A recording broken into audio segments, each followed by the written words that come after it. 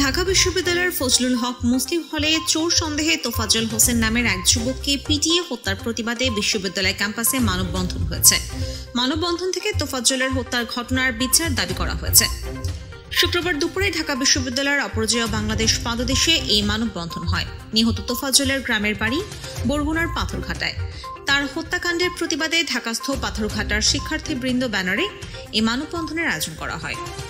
মানববন্ধনে ঢাকা বিশ্ববিদ্যালয়ের শিক্ষার্থী নাসরিন সুলতানা বলেন, তোফাজ্জল শুধু পাথরঘাটার সন্তান নন, তিনি স্বাধীন বাংলাদেশের নাগরিক। আমরা আর কোনো তোফাজ্জলকে হারাতে চাই না।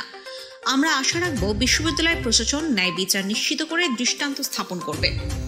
এ সময় জগন্নাথ বিশ্ববিদ্যালয়ের শিক্ষার্থী বেলাল হোসেন বলেন, তোফাজ্জলের হত্যাকাণ্ডের মতো ঘটনা কোনো প্রতিষ্ঠানে আমরা আর দেখতে চাই না।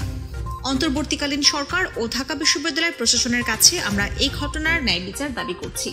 গত বুধবার রাতে তোফাজ্জল নামের ওই যুবককে চোর সন্দেহে আটক করে FH হলের অতিথি কক্ষে নিয়ে যান কয়েকজন শিক্ষার্থী। সেখানে জিজ্ঞাসাবাদের এক পর্যায়ে তাকে মারধর করা হয়। পরে তাকে হলের ক্যান্টিনে নিয়ে রাতের খাবার খাওয়ানো হয়। এরপর আবার তাকে হলের অতিথি কক্ষে নিয়ে ব্যাপক মারধর করা হয়। দিবাগত 12টার দিকে হলের কয়েকজন আবাসিক শিক্ষক তোফাজ্জলকে ঢাকা মেডিকেল কলেজ হাসপাতালে নিয়ে গেলে চিকিৎসক মৃত ঘোষণা করেন।